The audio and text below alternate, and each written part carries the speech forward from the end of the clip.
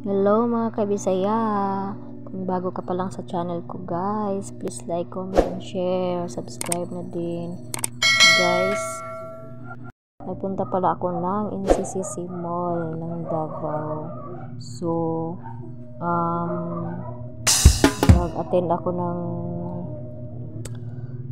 konting kaalaman ng pagluluto, simpleng luto para pang almusal. Pwede mo ring pwede mo ring gawin sa bahay para sa mga kids, sa mga kiddos. So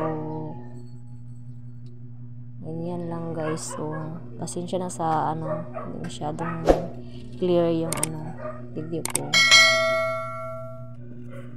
Lang yan guys, nito yung green moments peas, later. may fried egg at saka nilagyan din ng ham at saka rice. So hinalo-halo mo lang lahat yan at ipa-fried. Parang lang good siya kanang simple jud kay siya nga gi-fried rice lang gani tas gisagulan ng mga kompletos ricados.